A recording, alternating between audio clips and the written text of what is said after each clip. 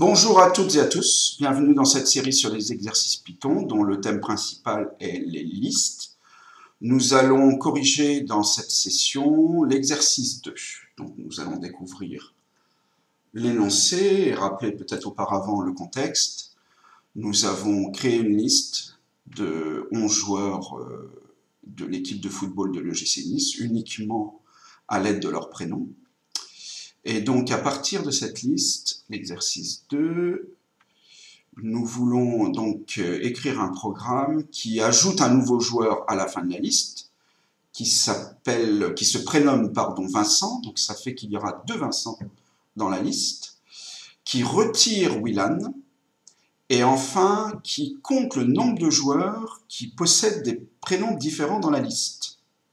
Alors, on va en reparler. Donc, il y a un certain nombre de choses à faire. Nous allons ouvrir le notebook que j'ai préparé pour cette session. Et donc, la première chose à faire, c'est de rajouter un joueur qui s'appelle Vincent, qui se prénomme Vincent. Alors, on va utiliser la méthode append. Et donc, il y a juste en argument à mettre le prénom, enfin la valeur de l'item, et donc le prénom du joueur ici. Et pour vérifier si tout se passe bien, je vais afficher la liste. On le fait. Alors, est-ce que, voilà, Vincent, et on a bien 1, 2, 3, 4, 5, 6, 7, 8, 9, 10, 11, 12. Il y a désormais 12 joueurs. Alors ensuite, on veut supprimer Willan. Supprimer Willan. Alors bon, je connais... il suffit que je compte, je connais l'index dans lequel il se trouve dans cette liste. Mais je vais m'y prendre autrement.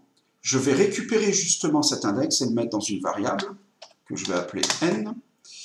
Et pour ce faire, je vais utiliser la méthode index qui me permet donc de récupérer l'index de Willan. Donc en paramètre, je vais indiquer Willan, voilà, c'est bon. Ensuite, je vais supprimer, en utilisant la fonction del, l'item de la liste OGC, l'item qui correspond à l'index n, justement, celui que je viens de récupérer. Et pour voir si tout s'est bien passé, je vais encore écrire afficher, attendez, OGC, la liste OGC. Je fais tourner ça. Alors, j'ai bien perdu un élément, j'ai bien perdu Willan qui était entre d'Albert et Jean. Ça marche bien. Et enfin, je veux compter, alors je ne veux pas le faire à la main bien entendu, parce que là on se retrouve avec 11 joueurs. Ceci dit, non, c'est compter le nombre de joueurs de cette liste qui possèdent des prénoms différents. Donc en fait, je ne compte pas Vincent 2 fois. Donc je dois trouver 10.